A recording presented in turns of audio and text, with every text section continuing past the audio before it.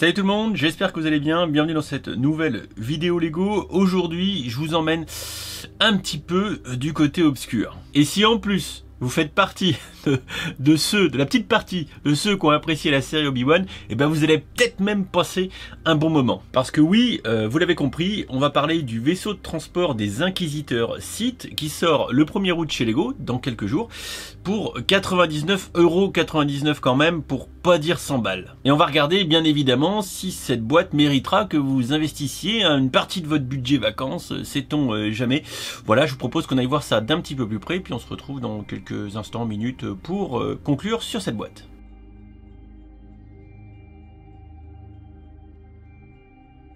Je vous propose de commencer ce petit aperçu de ce set par un petit tour des mini-figurines. Regardez, elles sont belles et elles sont certainement, encore une fois, comme très souvent, l'atout de ce set. Oui, voilà. Vous avez vu, j'ai été obligé de les écarter parce qu'avec leur beau sabre laser, toutes ces figurines prennent de la place. Juste tant qu'on y est, en parlant de sabre laser, je trouve que les nouveaux effets un petit peu glacés sur le plastique sont vraiment de toute beauté. En premier lieu, on a la figurine d'Obi-Wan, magnifique, comme d'habitude, avec sa petite barbe rousse et sa chevelure chatoyante. On a ensuite un torse bleu plutôt sympa, il n'y a pas de souci, mais vous remarquerez, comme d'habitude, au niveau du col et du cou, que la tempo couleur chair est encore une fois, comme toujours, un peu palichonne. Double tête et coiffure sympathique au demeurant pour notre Jedi un petit peu sur la fuite. Il essaye d'échapper aux Inquisiteurs quand même. En parlant d'Inquisiteurs, en voilà justement un, et en plus il est grand Inquisiteur, et en plus il fait vachement flipper. Donc là, pour les 3 Inquisiteurs, vous inquiétez pas, tout est nouveau a priori, et surtout cette vilaine tête de méchant. Bon, sinon, blague à part, on pourra apprécier toutes les petites pièces d'équipement de ces nouvelles figurines, avec de quoi accrocher les sabres derrière, les pièces, les manches de sabre qu'on avait déjà vu je crois, mais bon, qui sont quand même relativement stylés. Bref, ça en fait de la belle figurine. C'est le cas d'ailleurs pour Reva, la 3e sœur. Bon, encore une fois, j'ai pas vu la série, donc je sais pas ce que ça veut dire la 3e sœur, mais c'est vous qui serez capable de dire si finalement elle est fidèle ou non à la série, cette 3e sœur.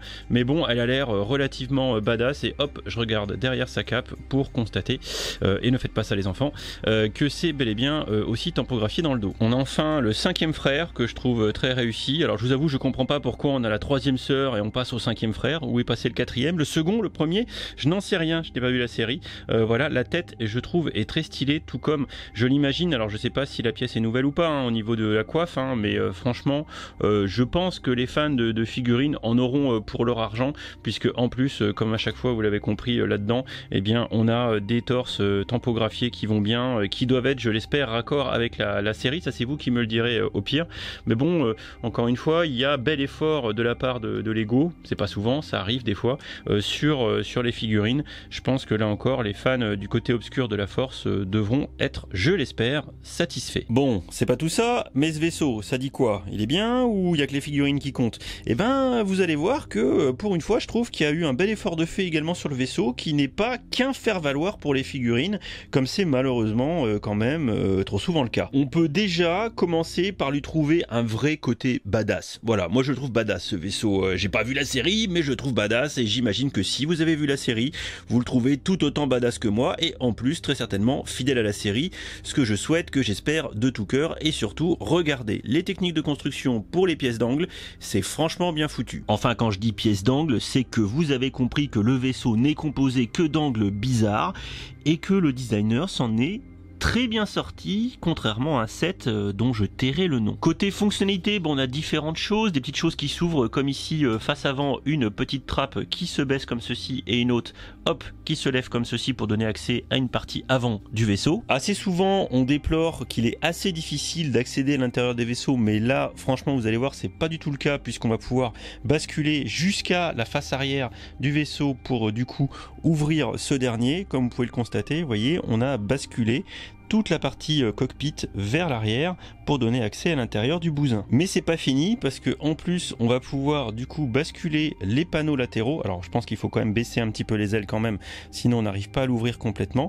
Et là on a accès en totalité à l'intérieur du vaisseau, comme vous pouvez le constater. On a un petit cockpit avec un premier fauteuil, suivi de 2 autres fauteuils derrière pour mettre de la figurine. On a quand même un espace assez conséquent à l'arrière. Alors comme vous pouvez pouvez le voir, il y a des stickers un petit peu partout hein, qui viennent l'habiller, ici avec des stickers de panneaux de contrôle, et à l'arrière, vous le savez, comme dans l'Étoile Noire ou dans les vaisseaux de l'Empire, on a ces stickers avec les espèces de panneaux éclairés, hein, très représentatifs du côté de l'Empire, mais que je trouve toujours très stylé. Vu de l'arrière, si je referme tout comme ceci, voilà, vous allez voir un petit peu la cinématique de fermeture du vaisseau. Et bien à l'arrière, on retrouve également quelques stickers et surtout beaucoup de gras et de traces de doigts. Oui, bah désolé, hein, voilà, hein, moi je suis pas comme William, je mets pas des gants et de la poussière. Oui, bon, voilà, hein, c'est comme ça, un peu de poussière.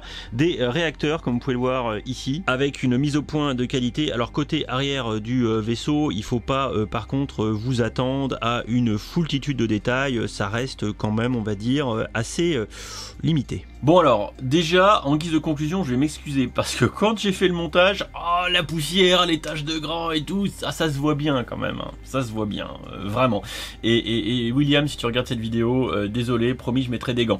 Bon, sinon, pour conclure sur cette boîte, on va dire que déjà, côté rapport qualité-prix, elle était plutôt bien positionnée, 70 € du kilo, c'est propre, hein, surtout pour un playset, hein, de cet ordre de prix, hein, généralement entre 80 et 150 balles, on est dans le playset. Après, c'est Adult Welcome, Take My Money, on est d'accord. Donc, pour une boîte à 100 € que vous pouvez espérer trouver aux alentours de 85-90, allez entre 80 et 90 assez rapidement sur les autres marchands de jouets. Donc encore une fois, premier conseil, ne pas acheter Day One, ne jamais acheter Day One quand ça sort, ça ne sert à rien, les Lego ne vont pas s'envoler, votre argent si.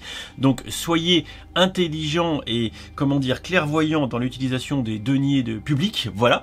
Dans l'absolu, je trouve le set plutôt cool, je trouve que la réalisation du vaisseau est plutôt pas mal, tous ces angles et tout ça rend bien, et les figurines aussi. Si tant est que vous aimez Obi-Wan et que vous aimez le côté obscur et les inquisiteurs et que vous avez envie d'ajouter ces figurines qui sont inédites et regroupées, comme l'a dit William aussi, dans une boîte unique et pas dispatchées dans 8 millions de boîtes, c'est plutôt pas mal. Et je trouve que franchement c'est un bon produit. Voilà, c'est un bon jouet, il y a de la place dedans, je pense que vous pouvez jouer, enfin voilà. On se fait pas voler. On a l'habitude des fois de se faire voler sur des boîtes, là je pense que c'est pas le cas. Je pense que c'est un set qui séduira bien évidemment tous les fans du côté obscur de la Force. Voilà pour cette petite vidéo qui ne mérite pas plus, j'imagine. On peut discuter en commentaire de ce que vous en avez pensé et puis de me dire si vous pensez l'acheter, pas l'acheter, si vous pensez que voilà, que Lego a bien bossé ou pas, que Jean-Michel le stagiaire a pour une fois bien travaillé sur la conception de cette Star Wars. Je pense qu'entre les deux boîtes qu'on a déjà vues, celle-ci relève très certainement pour cette vague d'août 2022 un petit peu le niveau. Des bisous, à très vite, ciao ciao.